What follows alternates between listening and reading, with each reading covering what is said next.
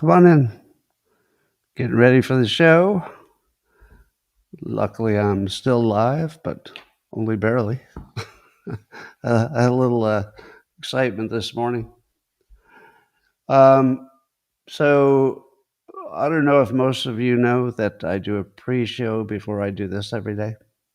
And the pre show is just me feeding the cats, and I take a few putts on my putting green and play some drums and basically just get ready for the show while the chatters are talking to each other for the most part.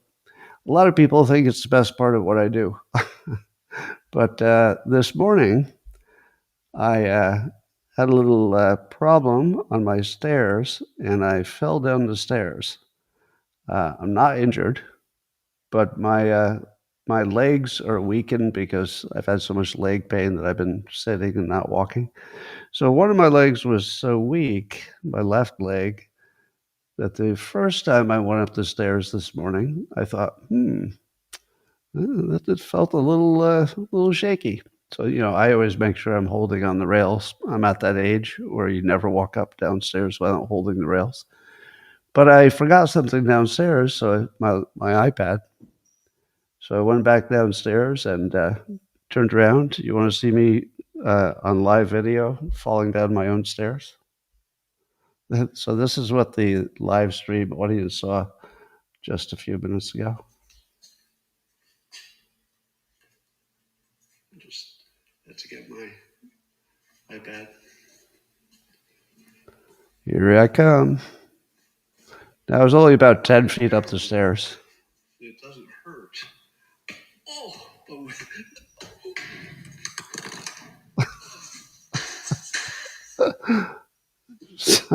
I'm flat on my back on the bottom floor right now.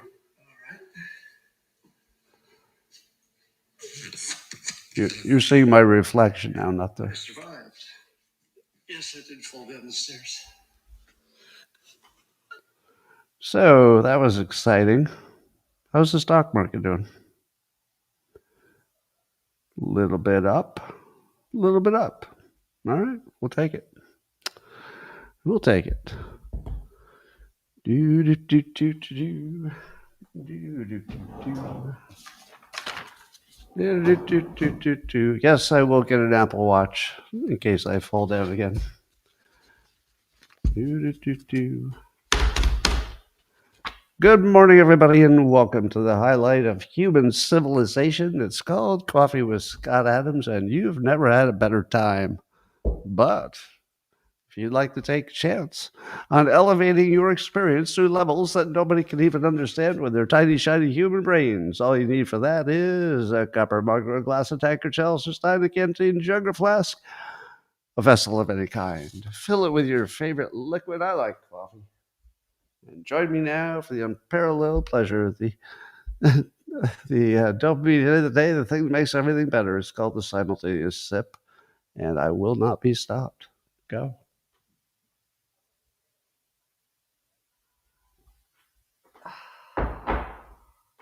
Good stuff. Good stuff. All right, we got some news. You want some news today? I'm going to put your comments up here so that I can more easily see them. Come on. Comments. Get to the feed. Come on, guys. There we go. Boom, boom, boom, boom. All right, we're all good to go now. So, according to a Rasmussen poll, 84% of people are worried that online radicalization might drive more political violence. 84% are worried that online radicalization will drive more violence. Where do people think it comes from? If it doesn't come from online, what do you think? It came from your neighbor? Did your neighbor get you all worked up to do some political violence? What would it be except for online? That's the only thing that gets us worked up about anything. So, yeah, Rasmussen, I believe your poll is correct, if not low. Should have been 100%. Here's another one. Let's see if you knew the answer to this one. Eric Nolan in SciPost is writing about a new study that tries to determine why lesbian couples face a higher divorce risk. Okay, now the funny part about this topic is that it's literally a famous comedy routine about why lesbians have more divorce. But they looked into things like cohabitation length, prior children, and shared children, and they found out that those were not really very indicative. So they're not really predictive.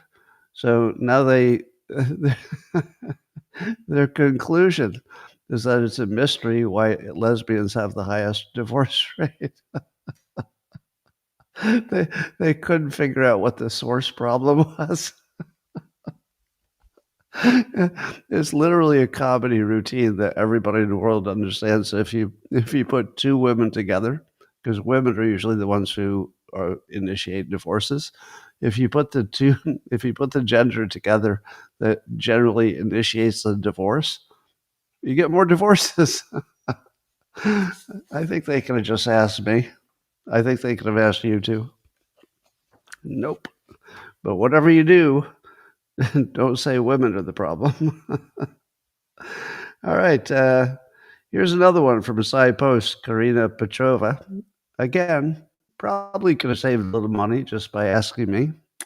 But they did a study to find out that your social status has a surprising, yeah, it's surprising, influence on your biological stress responses. That the lower your perceived status, the more likely you'll be stressed out because you can't change anything. Well, I can tell you that I had the experience of having no status, as you do when you're a child, and then I went to having no status as a young adult in my 20s and into my 30s, no real status at all. But then Dilbert hit, and I became sort of a minor celebrity, and I got some status. I got to tell you that having success and associated status solves most of your stress. I guarantee you that if you ever hit it big, and you become either well known and or rich or both, it will make you more relaxed. Once you're famous, you can walk into any situation with no stress whatsoever because people come to you. Let me give you just the cleanest example. Um, I get super stressed if I'm late for something. You probably have that too, right? Like if there's a meeting and people are already in the room, oh, that's the worst. If they're already in the room and you're on the road, you got caught up in traffic, that's really stressful. So before I had status, if I were late, I would think, "Oh God, people are going to hate me more. Oh, my status. I'll be creeping into the meeting late, and God," and it would bother me. Once I became famous, a weird thing happened that if I showed up late, the people who were already there would apologize for being early, or some variation of that. In other words, they would never get on me because they usually needed me to approve something or wanted to work with me or something. So so I would go from the thing that bothered me the most, being potentially late, to no problem at all. It just disappears. So yes, the higher your status, it seems like it would be more work and more pressure. In some ways it is, but the benefits are just way better than the cost. Well, according to Cell Press, AI was used to write nearly a quarter of corporate press releases in 2024. Now, I have been involved with many press releases. And let me tell you how press releases are written. Whoever's in charge of whatever entity is supposed to do the press release, they look for the lowest ranked person in the office who can speak the language. And then they say, write us up a press release and make sure that it's the most boring looks like it came out of a form factory or something. And whatever you do, don't make it interesting because that's the last thing you want to do. So here's what I know that any of you who have been involved with a lot of press releases can confirm. A press release always looked like AI wrote it. It always looked like AI wrote it. So to me, it seems like the most natural thing that you would replace with AI because it's not going to get worse. I mean, press releases are just deadly boring. And they're always, like I said, the first draft is always written by the worst writer in the office. I hate to say it. First draft is always the worst writer. And then it gets to the boss, and the boss doesn't want to rewrite the whole thing. So they just, check the spelling or something. And then it gets to me. Let's say the press release is about me, and I just don't give a fuck because I know nobody reads a press release. So I have approved. I can't tell you how many press releases about me that I've approved, from publishers, etc., that I didn't even read because it doesn't matter. Nobody else is going to read it either. It's the most unread document that will ever be created. So yeah, a quarter of them going to AI makes sense to me. So OpenAI now has a Sora 2 app that can generate realistic videos of of people doing things. And it's OpenAI, and they decided to model the new ability by showing a realistic looking video of their CEO, Sam Altman, shoplifting at Target. And it looks just like him, and it sounds like him, and it looks like you shoplifting at Target. And I'm thinking to myself, now I guess this app is so you can make content for stuff like Meta and Instagram and TikTok and stuff. It's sort of designed for what they call AI slop. Have you heard that term yet? AI slop, meaning that people are just generating all kinds of AI stuff, and it's not all good. It's not all sombrero stuff. So they call it AI slop. Anyway, so now we'll have video of every famous person shoplifting and committing crimes. Step forward. Step in the right direction. And apparently Sora can't generate a continuous 3-minute video from a photo, but there's an app called Longshot that can. So I guess 3 minutes might be sort of the current record of how long a video you can make from a single prompt. And there's another one where you can splice together some shots of like a virtual room, and you could splice it together so you walk through a bunch of virtual rooms. But it looks like it takes about 6 apps to make all that work. So as far as I can tell, based on what I've seen so far, in order to make a movie using AI, you would need all of the skills of a movie maker. So you'd have to know how to cast the right people, even though casting would be digital. You'd have to still understand scripts and story and the nature of storytelling. You'd have to be basically a videographer so that you could say, oh, that's a good look and all that. So you'd have to be an editor, you'd have to be a director, still have to be a producer. So it seems to me that the movie making business will probably no longer be the stupid people. Don't you worry that movies were made by actors who just wanted a promotion? So they sort of turned into directors so they could get kind of a promotion, and that they weren't necessarily the smartest people you've ever met. But it wasn't that hard because if you're a director, you have all these well-trained people who know how to do all the sub tasks, right? You don't have to be the videographer because you hired one, etc. You don't have to be the lighting guy because you just hired one. But now you would have to know a whole bunch about AI and how to use it. Probably several different apps, and they would be getting updated, those apps, and new ones would be coming online. They were better. You'd have to try them all the time. And you would have to have all the movie skills, but on top of that, in one person, because you couldn't really, It'd be hard to build something that you delegated to other humans. So you could delegate it to the AI, but you wouldn't want to delegate it to humans because then there'd be too many humans doing too many prompts with too many AIs. It would be impossible.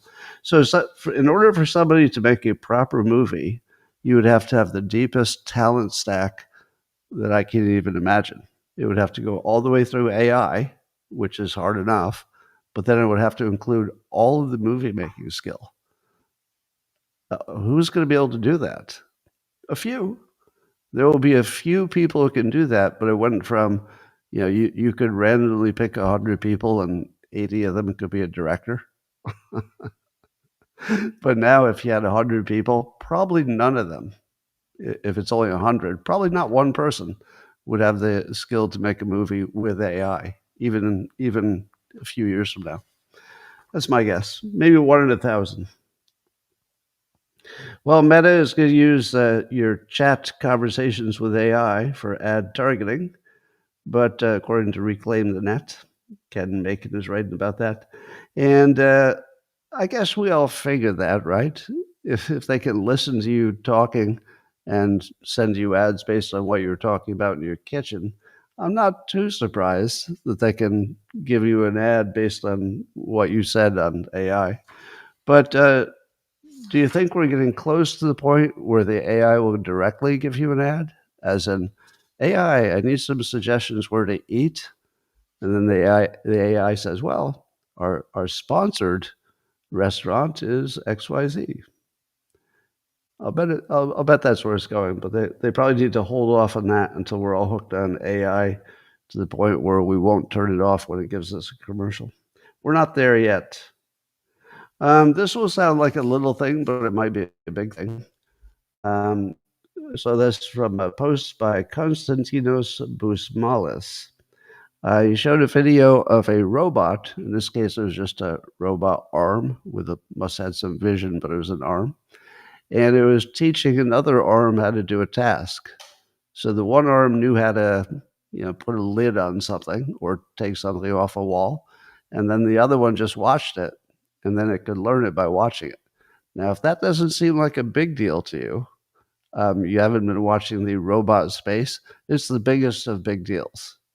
If the robot can learn by observation, it's the biggest of big deals. That's as big a deal as you can get. That's just everything right there. And it hasn't been able to do that. So this might be the first indication that robots will work. They would have to learn by watching. And I suppose if one of them learned by watching, then it can send a video to all the others and say, look what I learned by watching. Perplexity, the AI company, has now their Comet browser, it's called, is out. And it works like an assistant.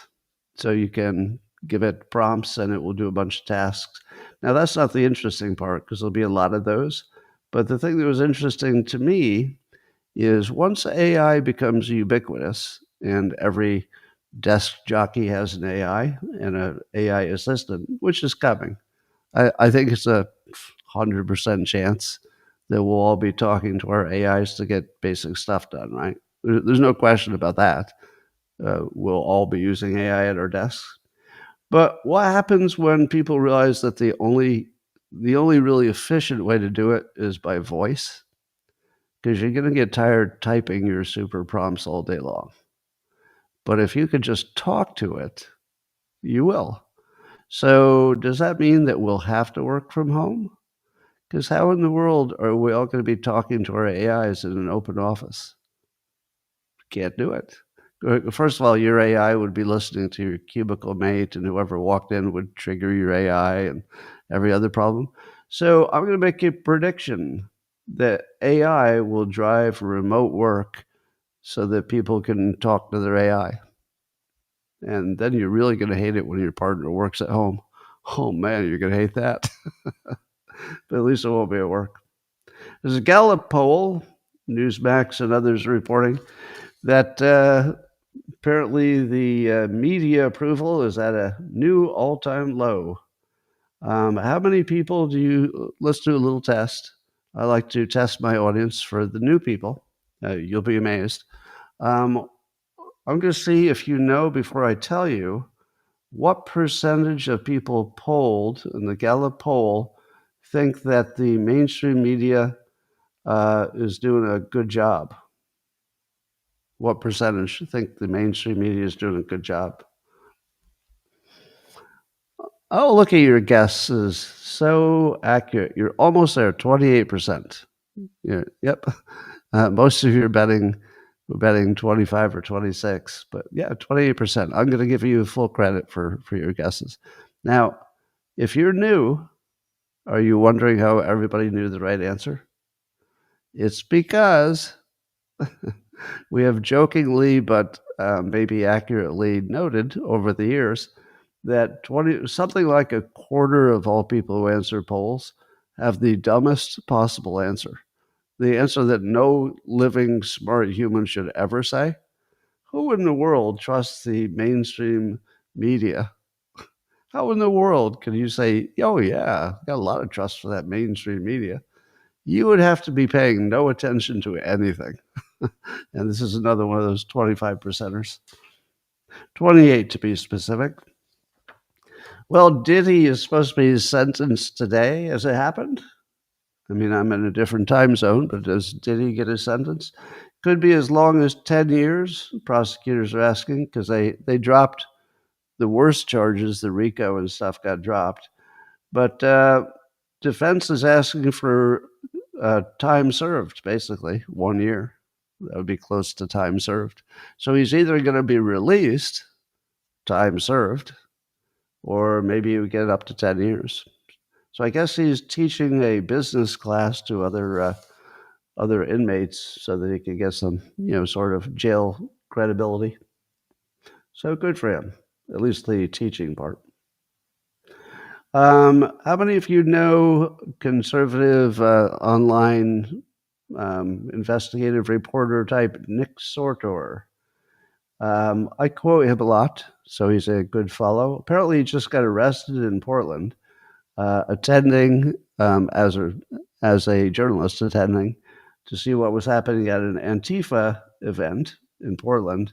And I guess they set an American flag on fire and allegedly, still fog of war, so we don't know exactly what happened.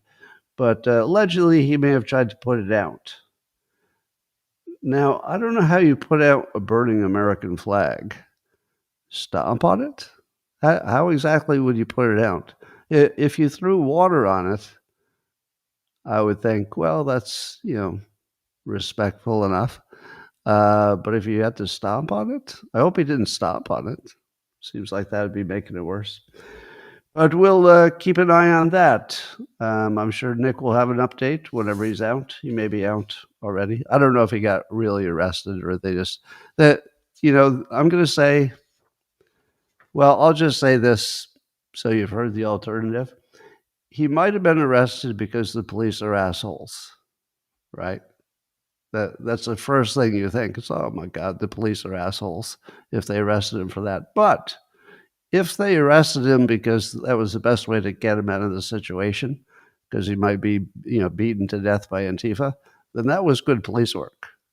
So one possibility is that they were pretending to arrest him just to get him out of the situation. If that happened, good job. Good job. But we don't know that. Andy No who's on Newsmax, reminding us that he's well aware of Antifa training events, which apparently are happening all over the place, and they're used to recruit and network and stuff. So they have all these organized Antifa training events, and yet the Democrats say Antifa doesn't exist because it's, there's no leadership or organization. Well, apparently it's self-organizing at the very least, because they can have all these training events. So if you're having training events all over the nation, in fact, all over the world, yeah, you're an organization. And you could get RICO'd, in my opinion. Well, Politico is writing. I didn't read the article, just the headline, because the headline was good enough. It said, half of America doesn't know who Hakeem Jeffries is. but he's seizing on the shutdown fight to change that. Now, as many of you know, the political competition between Democrats and Republicans was at one time a fair fight. Do you remember that? It's like, wow, those Democrats are putting up a good fight. They even won that one. Ooh, they won that election. Good fighting. But now the the Democrat Party is in full collapse, and I can't think of anything that would be worse for the Democrat Party than than raising the profile of Hakeem Jeffries, the most uncharismatic person besides Chuck Schumer. The two of them are just famously uncharismatic. Like, oh my God, does the camera hate both of those motherfuckers? You've heard, the camera loves some people. Some people just look good on camera, and some people don't look good on camera. And it's more of a camera thing. They might look perfectly normal in person, but both of these guys, Hakeem Jeffries and Schumer, are terrible on camera. I mean, just terrible. And I wouldn't say that about everybody. Their AOC is great on camera. If you want the alternative, great on camera. Mamdani, he's great on camera. But they've decided that in the shutdown, they're going to put the two least likable Democrats forward. Oh my God, is Trump winning hard? Every day that the Democrats are branding themselves with Hakeem Jeffries and his sombrero, and Schumer, every day that goes on, they get weaker because nobody is looking at those two guys and saying, "Ooh, lead me, lead me." Nobody. Anyway, so that's the next biggest mistake they're making. So apparently, the House Democrats decided, as Jesse Waters was talking about this on Fox, they decided that they would do this live stream that they would keep up for 24 hours. It would be a 24-hour live stream to just talk about the shutdown, so that nobody would forget about it and they could get their message out. And apparently, at one point, there were only 36 people watching them, and one of them was Fox News, just to make fun of it. And it was only had 1,000 viewers at one point. It was peaking live stream at 1,000 viewers, and they decided to just take it down and give up. They couldn't even pull off a podcast because, I saw the setup for the podcast, and it was just two guys you didn't want to look at sitting awkwardly in chairs with microphones in front of their faces. They couldn't even get the basics right. If you want somebody to look good on a podcast, there are only two ways to do it. Those people have to just look good. Now, that's one way. Then it doesn't matter what they're doing, they just look good. The other way is you have to put them behind a desk, because at least it doesn't show their lower body, and at least it doesn't show their bad posture, and their little belly doesn't stick up when they lean back in their chair. But no, they took two unappealing people and put them in full-length chairs.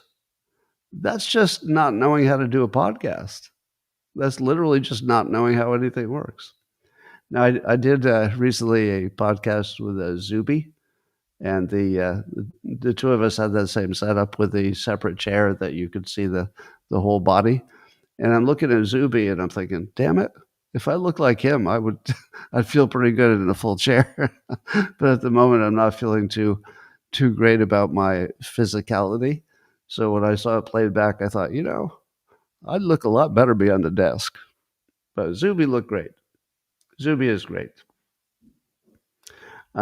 So 40 million registered Democrats, but at one point they could get 36 of them to watch that live stream. They're just so not good at anything. Well, Homeland Security, according to the Epoch Times, removed 5 TSA officials because they were involved in that Biden era thing where they were putting people on the quiet skies.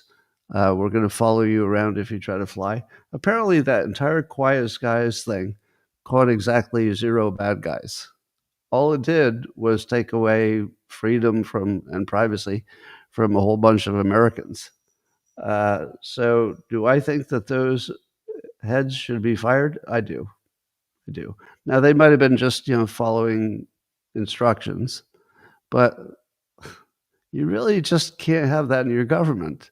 So I'm in favor of those firings. All right. Um, so MSNBC is creating some fake news about Pete Hegseth.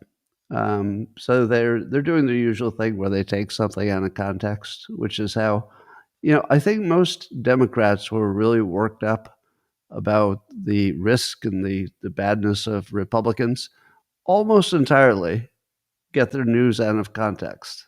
Have you noticed that? If you could fix that one thing, that there would be no out of context news, it would change everything.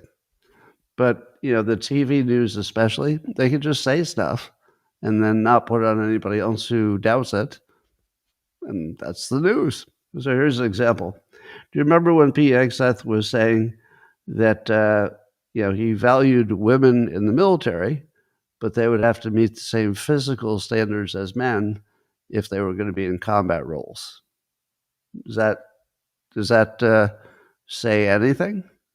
It doesn't say anything.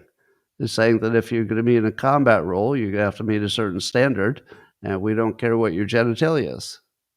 How do you get more fair than that? Same standard, men and women. What did MSNBC turn that into? Their words is that he's ruling out women in combat roles. Well, in effect, it would presumably reduce the number of women in combat roles if they had a higher standard than they've had before. But it doesn't eliminate them. It says if you can do the work, you got the job. That's all it says. If you can do the work, you're in. So, but they turn that into something it isn't by removing the context. Well, you may have seen it already, but after 3 days of winning the meme war, Trump with his memes of Hakeem Jeffries with his sombrero is just the funniest thing. Even what's the show, The Daily Show? When Jon Stewart's not the Daily Show host, I think he does one day a week.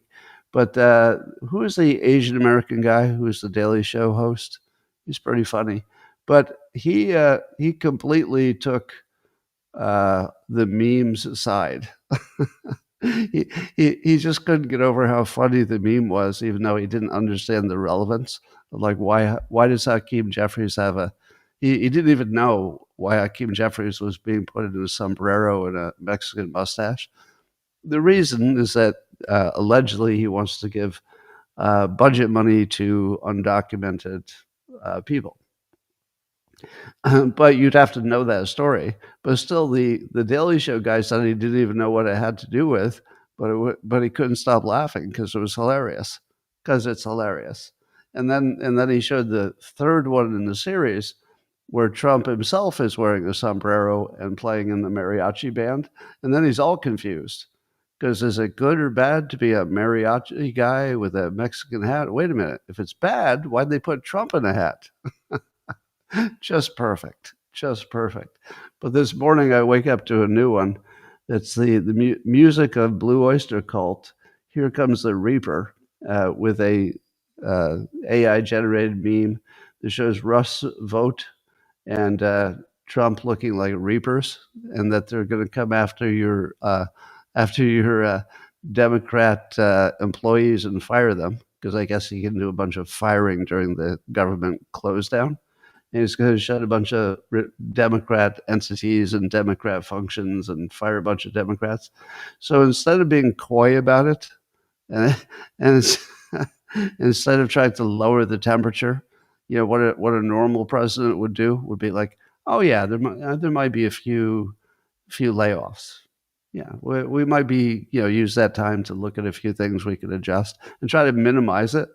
No, instead of trying to minimize it, Trump goes right at it with a meme of him as the Reaper, getting rid of all these Democrats. Oh, no. And then Trump said separately, I can't believe the radical left Democrats gave me this unprecedented opportunity.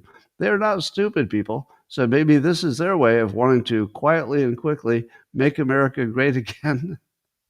So now he's speculating that Democrats are pretending to be incompetent so they can get some stuff done without stopping Trump from doing it. Now, I don't think that's exactly what's happening, but God, that's funny. That is so funny. The fact that he's trolling them and beating them at the same time, I could not enjoy this more. And the fact that Trump knows he's entertaining his base while driving crazy his competition, it just doesn't get any better than this. How are we ever going to enjoy another president? This is the most fun any president's ever been. Nobody's ever going to match this. I mean, I have a lot of confidence in JD Vance. If he makes it in, I think he'll be terrific. But man, you'll never match this. You will never match this. This is a form of genius. What Trump is executing right now, it's a form of genius like I don't think we'll ever see again, because he has that talent stack that goes across entertainment, decades of experience. He just has exactly the right stack of talents to do this. Nobody else does, only him. So Akeem put on the post on X. He says, we are ready to debate the government funding and the Republican health care crisis anytime, any place, with the cameras rolling. He says, Trump, Vice President, Speaker Johnson, what say you? And I looked in the comments to his to his aggressive challenge to debate it on the camera, and Michael Malice had a comment right below it in all caps. He says, "Go back to Mexico." Now, if you don't know who Michael Malice is, it's not as funny. You have to know he's just one of the funniest people in the world, but. That we so don't take him seriously that nobody even cares that he wants to debate it on camera. We're not even interested. We just go back to Mexico, where, if you didn't know, he is not from Mexico, but he has been seen in a sombrero lately. Go back to Mexico. It'd be even funnier if Trump agreed to debate, but only with AOC, because she's not even in the chain of command for this topic. Oh yeah, I'll do it, but only with AOC. Anyway, the smart people are pretty sure that the only way this shutdown ends is with Democrats giving up. Do you think that too? Do you think the only way this ends is with Democrats saying, all right, all right, all right. We only have to wait 7 weeks, and then we're back in negotiating the budget, so we could just wait 7 weeks. I don't see it ending any other way, do you? As far as I can tell, Trump is perfectly happy torturing them with funny memes, keeping them off the job, and cutting all this fat that he wanted to cut anyway.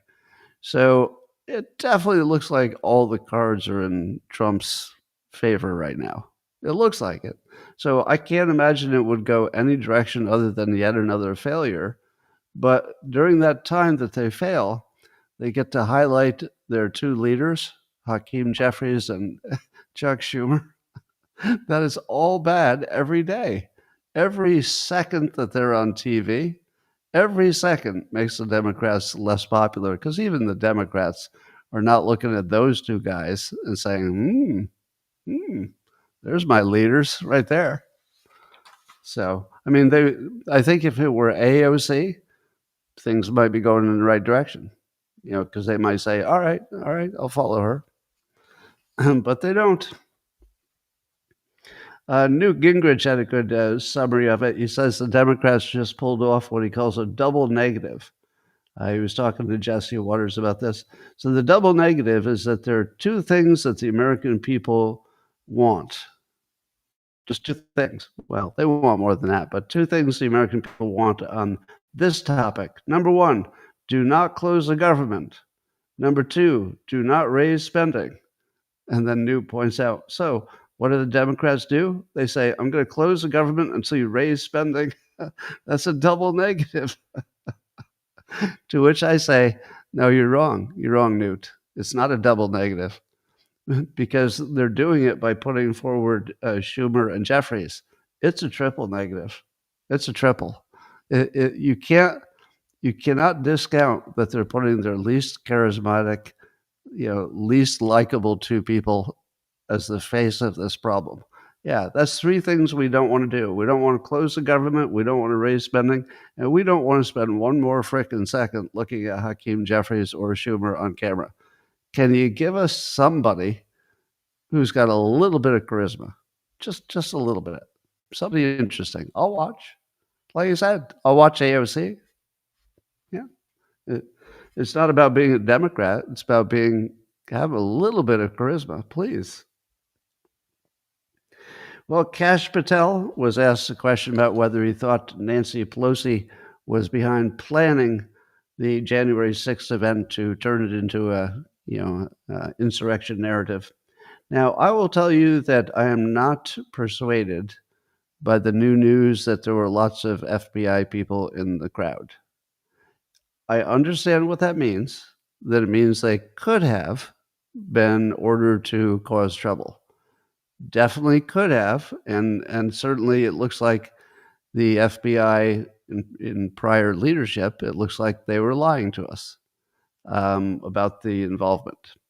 But it doesn't necessarily mean that we have a direct smoking gun that they caused the trouble. Because there's some people that look like they might have been operatives, breaking windows and stuff like that, but we don't know.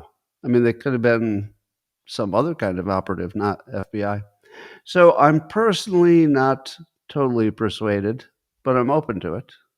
Definitely open to it, because it certainly opens up the extreme possibility that they were involved, but don't have that last, whistleblower thing. By now we would have at least one whistleblower says, here's the deal. I was directly told to go turn this into a riot. Short of that, and I think we would have seen that by now, short of that, I'm gonna just say fog of war still, and could go either way. But as Kash Patel reminds us, remember when there was a claim that the National Guard had been offered but declined? And apparently Pelosi at the time said that was a lie. And I think she was claiming, if I have this story right, I believe I do, she was claiming that never happened. There was no declining of the help. Well, later, after Kash Patel's in there, they find the documents that were indeed the declination of the help. So now that's a proven lie that Nancy Pelosi had access to 10 to 20,000 National Guard and only had to say yes. Only had to say yes. And she said no in writing. Now, why would she not say yes to something so obviously protective? Why? Well, secondly, as Kash Patel points out, Pelosi's daughter was filming a documentary about the events of that day. What would be the better event? What would make that documentary really shine? Well, it wouldn't be if the National Guard came in and made immediate order and prevented people from trespassing. There would have been, what kind of movie would that be? Oh, a bunch of people protested. It was all very peaceful. They went home, right? So now here's the question. If you were Nancy Pelosi and you were as clever and as experienced and weaselly as she is, do you think that you would be tempted to let trouble happen, including physical danger trouble, in order for your daughter's career to really take off? And the answer is that's pretty much what politicians do. They pretty much put other people at risk for their own personal benefit and their family's benefit. That's the most common thing they do. So yes, I do believe that she would put people's lives at risk, absolutely, to just boost her daughter's career a little bit. I do think that I can't think of a second reason that would make sense to me why you would decline the National Guard, right? So I'm going to say that given the things that we know for sure, daughter was doing a documentary. It got a lot more interesting when the danger started, and that she turned down help that was the obvious help to give. And by the way, why would the person who's planning an insurrection offer to put in place the people who would stop the insurrection? I mean, the whole narrative was completely ridiculous, and Pelosi was behind the narrative. So I'm going to say that she was directly the cause of the insurrection, and that she knew that she could blame the insurrection on Trump supporters, which she did, if she made sure that there was not enough protection to keep people from getting out of line. So I'm going to say my current working theory is that the FBI may not have been directly involved, but they wouldn't need to be. Because if you have that many angry people and you have a no show of force, that it looks like they're not in any particular risk because there's not enough police there, that would be enough to guarantee there would be too much trouble. Now she may have overplayed her hand, and it may have gotten more dangerous than she imagined it would get, especially dangerous to members of the Congress. So she may have been surprised that it got worse than she thought. But I'm going to say this is 100% on her. I believe January 6th was a op that was not planned, but rather in an opportunistic way. Pelosi saw a situation forming that they could possibly take out Trump forever, but the risk of it would be some people would get hurt. And I think that's what she did. I believe that she is 100% behind that hoax, and that I don't have any more questions. To me, it's asked and answered. Maybe there was a handful of FBI guys who were in on something, but I don't see it. You're going to have to do better if you think that the FBI was involved. They may have been, but I don't see it. All I see is numbers, and that's completely different. So, all right. Apparently, according to Fox News, Fannie Mae and Freddie Mac, two big housing giants, are going to leave New York State because it's too sketchy to be there when the Attorney General is Letitia James. So you might be aware, Bill Pulte has been found some news about Letitia James and her paperwork for housing and alleged mortgage type fraud that's not been proven, alleged. But now this is putting more pressure, taking two big entities out of the state because it's just too dangerous to be in the state with her there. And I would say that especially now, after those agencies were implicated in implicating her, and that we know she's a revenge monster, you have to take your business out of that state. You can't even stay in the state with that attorney general. It's too risky. So Pulte is right again. He's right again. It would just be dangerous to stay there. Well, David Sachs and others are criticizing this group called the SPLC, the Southern Poverty Law Center, who exists sort of like the ADL does, to pretend to be finding bad people and racists, but really they're just a Democrat, hit entity trying to act like they're something else. Sachs points out that if you search for Stephen Miller, the first thing that comes up on Google search is something that calls him names. What did he call him? Anyway, so it's something that calls him some kind of a racist or something. And the SPLC also has an article about me from 2020. And it says it was about election denial. So it put me in the election denial category. And which, by the way, I don't believe I'm an election denier. I have not seen proof that the election was rigged, but they seem to think that I was on that team. But the refusal for Trump to concede, and said that in a tweet response that I said, this is what they claim, that people have been brainwashed to accept Biden's win, and that's part of the broader far right rhetoric. Now, did I say that people are brainwashed to accept Biden's win? I don't know. But that's not a claim about the election itself. That would be a claim about how people come to believe what they believe about the election itself. So I didn't have any comment about whether the election was rigged. My comment was that the individuals who believe it wasn't were brainwashed to believe that. It was not based on any data they could have possibly had access to. It was based on propaganda. But anyway, they throw me on the list so that someday my name will be associated with this hate group or the group that finds hate groups. Great.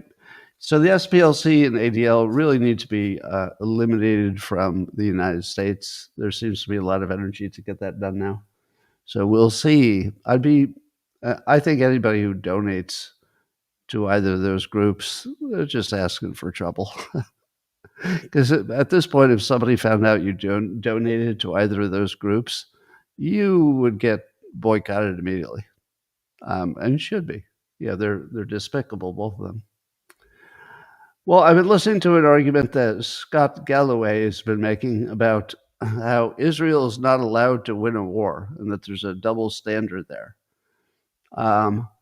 And I thought I would just talk about the argument itself. So this is less about Israel. This is just about, is this argument good? Okay. So one of the arguments is that in World War II, for example, the U.S. Just did horrible things to the civilian populations of Germany and Japan. And nobody called that a genocide. They just said, well, it's a war. And if you're going to win the war, you're going to have to win the war. And it's going to be really ugly. So that would be an example where America was allowed to win a war, whereas Israel is being continuously persuaded to go light on civilian deaths. But it's war. And as everybody knows, the civilians are mixed in with the bad guys, so it's extra hard to spare the civilians in this particular case. But here's the part where he loses me. Number one, analogies are a terrible form of argument. Have I ever said that before? Like almost every day. If you have to use an analogy, it's because you don't have an argument. Once you see that pattern, you'll never be able to unsee it. Let me say it again. If you have to use an analogy, not just if it's a convenience. If it's a convenience for describing something that somebody was unfamiliar with, that's perfectly good use of an analogy. I'm just describing a thing. But if it's your argument that this thing is like this, so they should operate the same, that means you don't have an argument. Because the analogy is never the thing. It's a different thing. You can't argue this thing with a different thing. The fact that something about that thing reminds you of the other thing is no argument. That's no argument. So, and to prove my point, was the U.S. allowed to win the war in Afghanistan? No. The U.S. could have killed every civilian in Afghanistan and taken full control of the country. But we didn't. So we had a constraint. Did we do everything we could have done in Iraq? Not really. I mean, you could say we won the war, but do we own Iraq? Are they even allies? Doesn't look like it to me. I think that we did not have the freedom to destroy enough of Iraq and their civilian base until we owned it. Right? We just didn't have that. So I would say that the examples are bad. And I would even say attacking Iran, all we could do is attack something that didn't look like it would have much civilian casualties. So at least not many. So I would argue that, first of all, the analogies don't work, and we're currently in a war with Russia, and we're also not killing too many of their civilians, all right? So I would argue that probably what's happening is that in the modern world, it's harder to run a war where there are lots of civilian casualties. It has more to do with social media and the fact that the news is not completely controlled by governments anymore, and that people can find out directly what's happening. If the more you know about it, the less freedom the military is going to have, because there'll always be people who say there's no reason to be killing so many people. But if you're not watching, I mean, if you're not watching, stuff gets done. So I think it has more to do with the modern landscape of news and information than it does with a double standard. So that's my first comment. Analogies don't work as arguments. The second thing is that Scott Galloway likes to use the argument that if you looked at it as a percentage, the percentage of Israelis that were killed on October 7th, and you applied that percentage to, let's say, the United States, it would be some big number like 35,000 people. And I think he used the example of the hostages would be like, I don't know, the size of a whole college or something like that. And he points out, if that happened to us, 35,000 people and that many hostages as a percentage, that we would, we would basically just turn it into a parking lot. He used Mexico as an example. He said, if Mexico did that to us, we would just level Mexico. There wouldn't be any bit left. Now, maybe yes, or maybe because it's the modern world and everybody would be watching, we wouldn't be able to level Mexico because there would be too much pushback, too much watching. However, I would argue that in this domain, percentage is a propaganda number. That's not an information number. The information number is the number of people. Remember, I always tell you that if somebody concentrates on either the percentage of a thing or the raw number, and they try to minimize the other, that's propaganda every time. If you're not willing to say cleanly and clearly, here's both numbers, let's look at them and see what's important. In my opinion, the number of people who died is all that matters. In what world am I supposed to respect the percentage? If one person dies anywhere, that's one person dead. If one American dies, that's a tragedy. If one Israeli dies, that's a tragedy. If 100 Israelis die, that's a tragedy of 100 people. If 100 Americans die, that's a tragedy of exactly the same fucking size. It's 100 people. The only reason you could say that Israel losing their percentage is somehow worse than if that same number of people died in the United States, the only way you could say that is if you thought the Israelis were the special people, that their lives were worth more than American lives.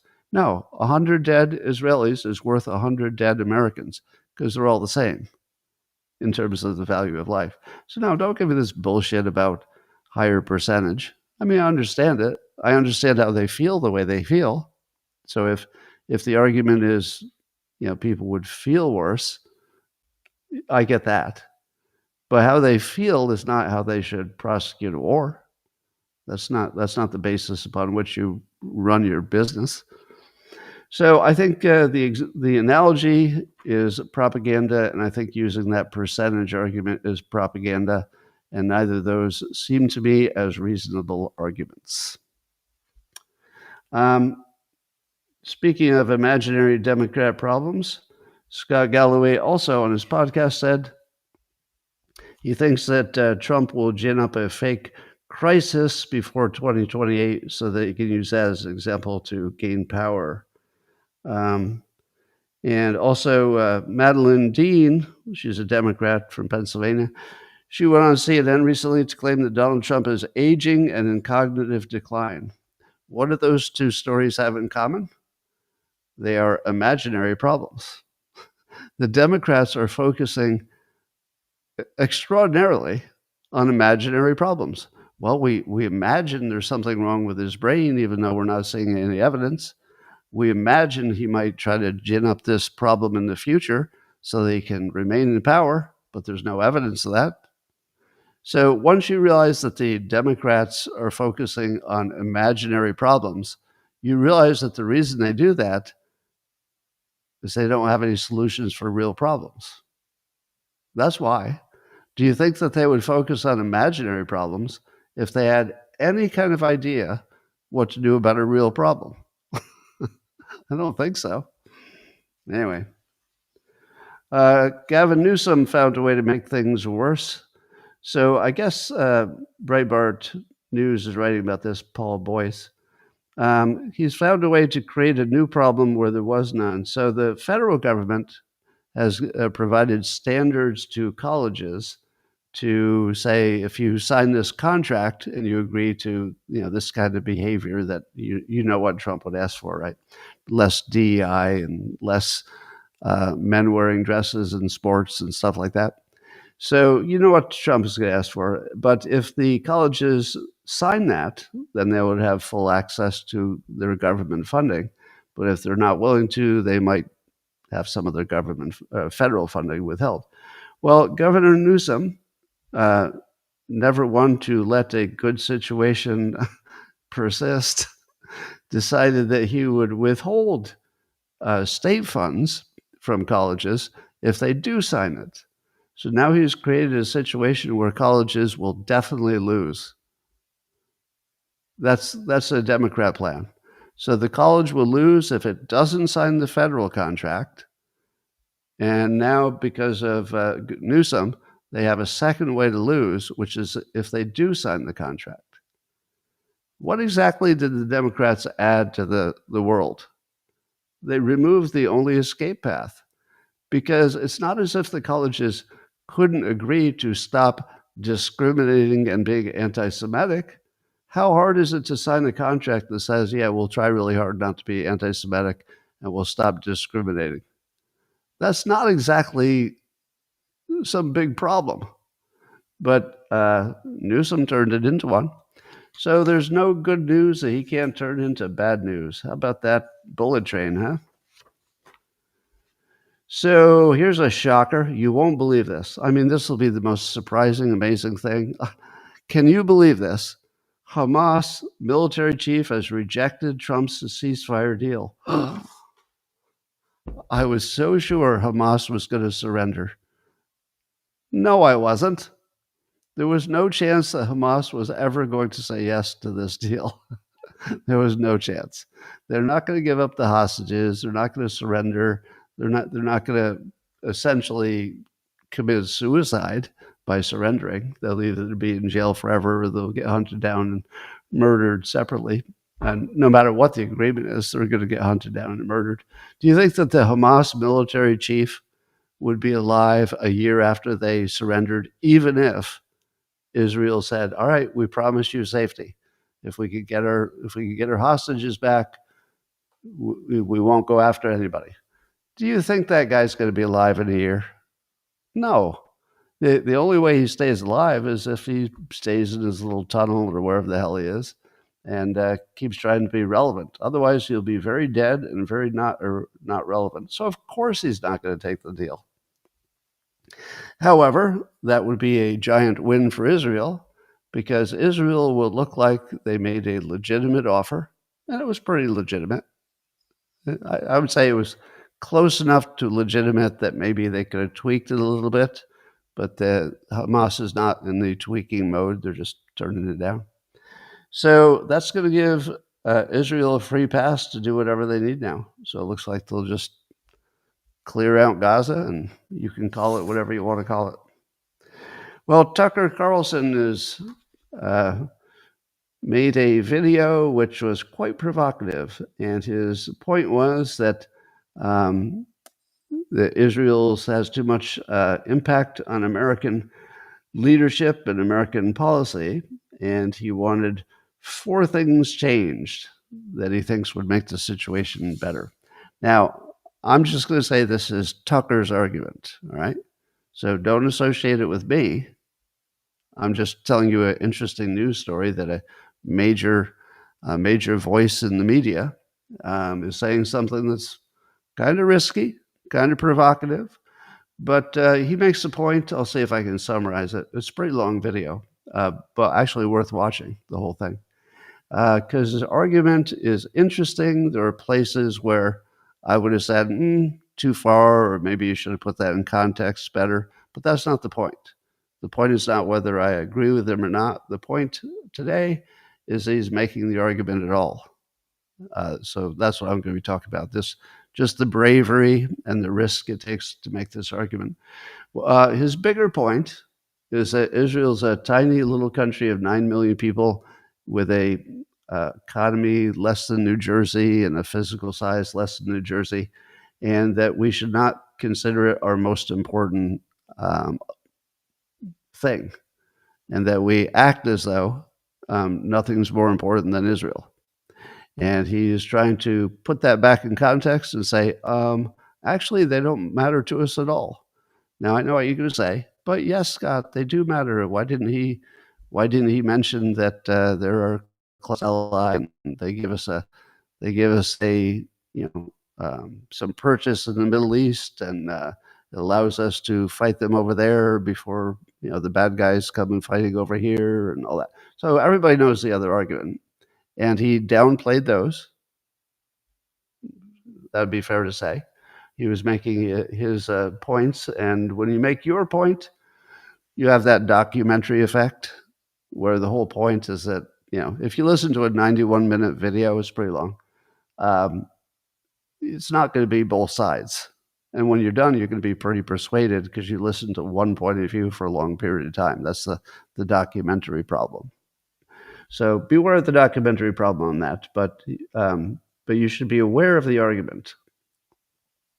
So he doesn't want the U.S. to be ordered around by a client state. He's heard stories of Mossad marching into the Pentagon and giving orders to the American military.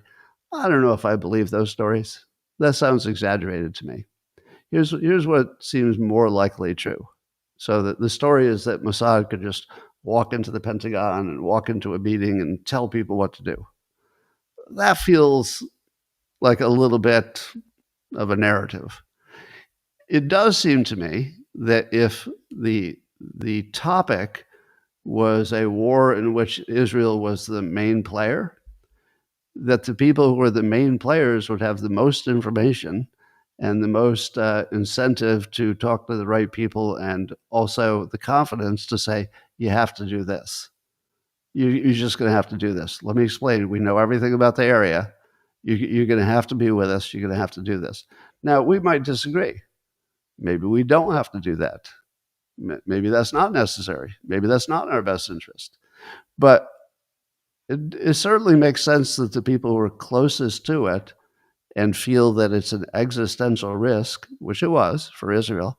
Israel's dealing with an existential risk. So, yeah, they're going to be a little bit insistent that you do what they need to survive, right? So if they're a little bit arrogant, a little bit pushy, you have every right not to like that.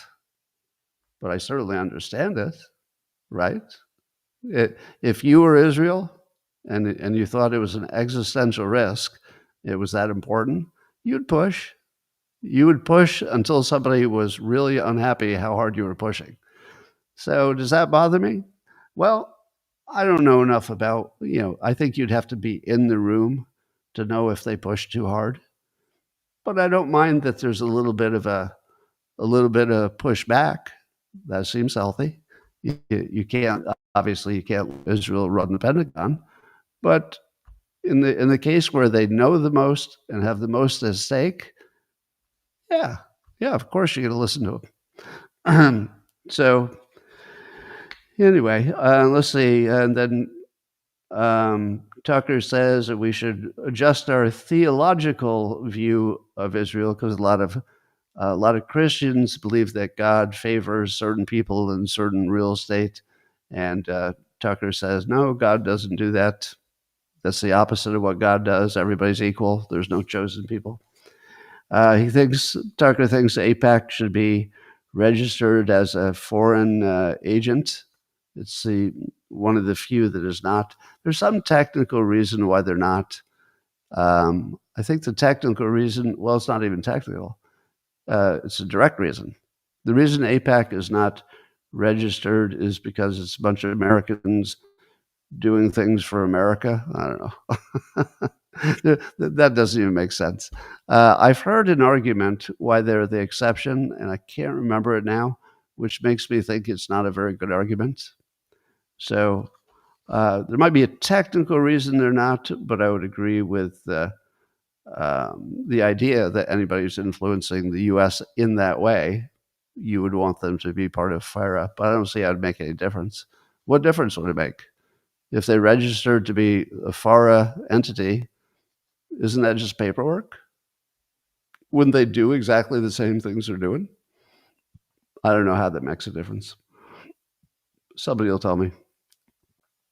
And then Tucker said he doesn't like dual citizenship, but not limited to Israel, but limited to anybody. So apparently there are a number of dual citizenship people in Congress. So he's talking about Congress specifically. He doesn't like people in Congress having dual citizenship. What do you think about that? Do you think people in Congress should have dual citizenship? I say no. Yeah, no. This has nothing to do with Israel. I mean, it does have to do with Israel, but not because of Israel. I don't want anybody in Congress with dual citizenship.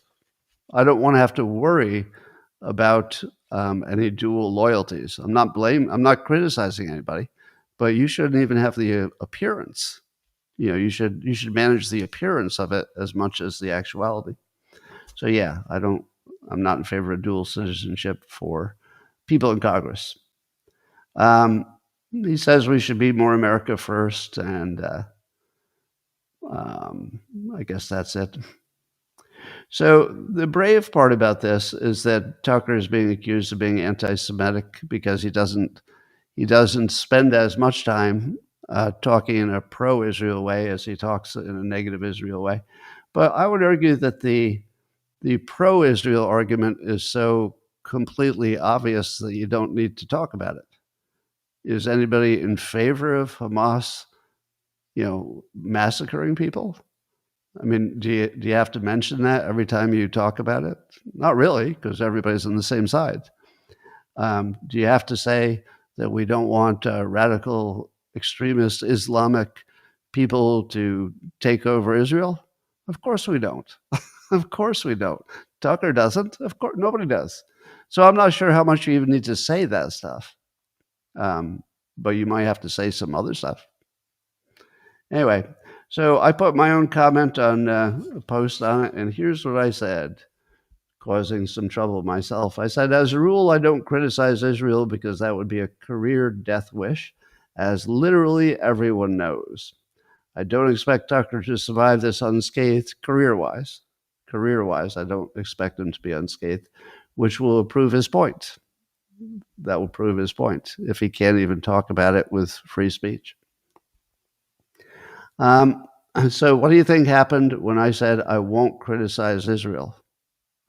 I was attacked by pro-Israel people for saying that I won't criticize Israel. That actually happened.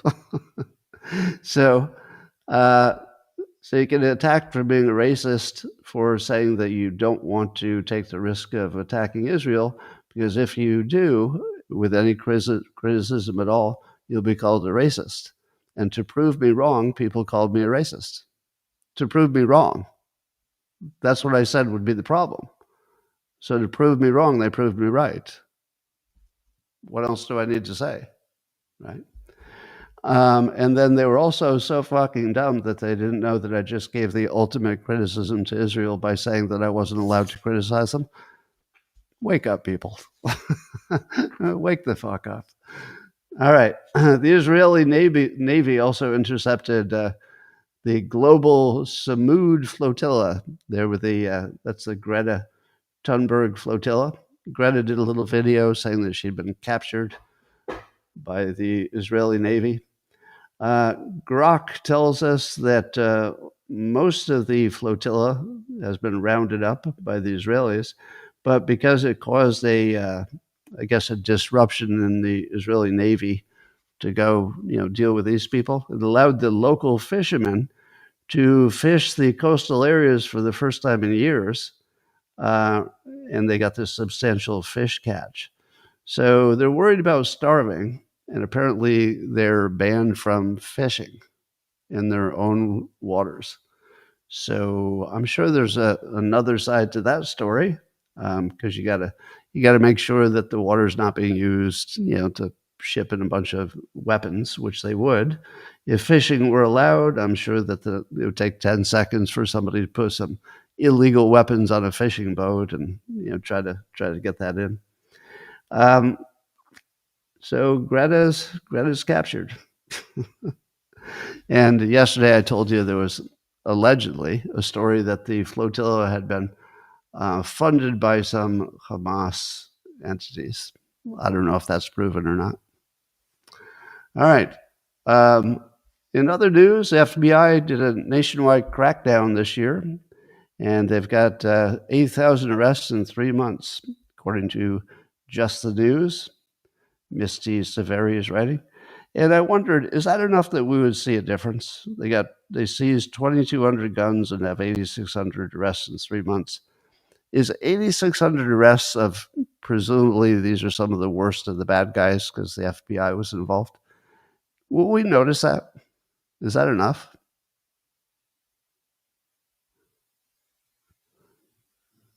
What, you don't think Israel is pertinent to the U.S.? Somebody in the comments is saying it's embarrassing that I can't find U.S.-based stories to talk about. You don't think Israel is a U.S.-based story? I think you're missing a lot. That's a U.S.-based story. It's about as U.S.-based as you can get. Anyway, so let's hope that's a lot of bad guys that got caught. There's a startup called ARC. They've got a spaceship, and their plan is to have their spaceships orbiting the Earth so that they can deliver what you need within an hour to any place, primarily for military stuff at first. Um, I don't know what kind of stuff you would put in space just in case you needed it in a military sense, but it's kind of an interesting idea. I don't know what their potential is on that, but it's kind of interesting that they would use space as their um, delivery highway, I guess. All right. Um, MIT has developed a better concrete battery. So I guess they can mix some carbon cement supercapacitor stuff into your concrete, and you could store enough to take care of a house with one wall of concrete, basically. Um, so that would be cool. Imagine if every house could be built with a concrete basement, and the concrete basement was a perpetual battery. Like it would never need to be changed, and it would be enough of a battery for your whole house. And presumably that would be a safe battery. I'm worried about these standard batteries that you put on the outside of your house, because sometimes they can catch on fire.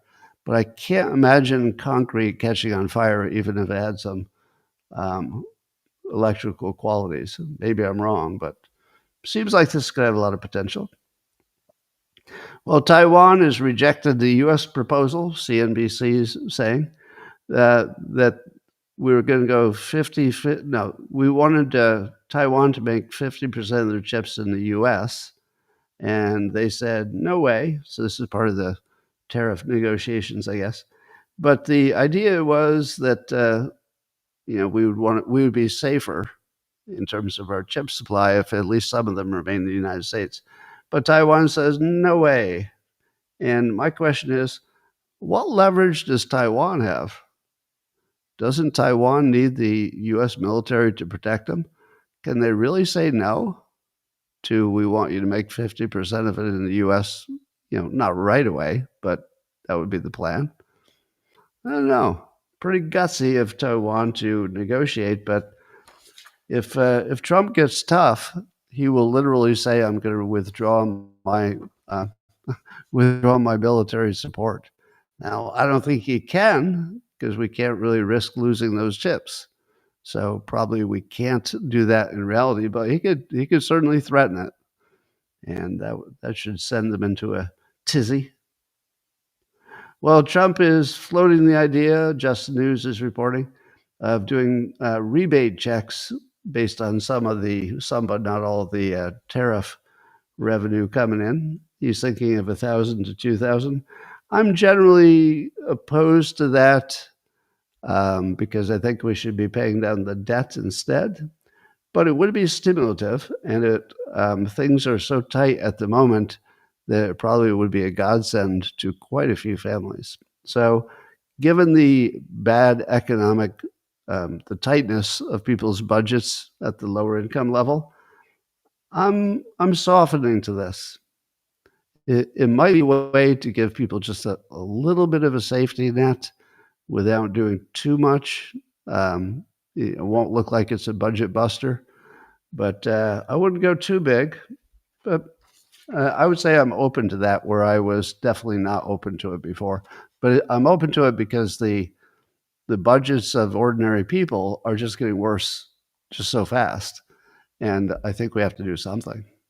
Otherwise people are just literally going to be starving pretty soon. All right, that's all I got for you today. I'll try not to fall down any more stairs today. I promise I'll use the elevator. And thanks for joining, everybody. I'm going to say a few words privately to my beloved subscribers on Locals. In 30 seconds, I'll be private with them. And the rest of you, I always appreciate you coming.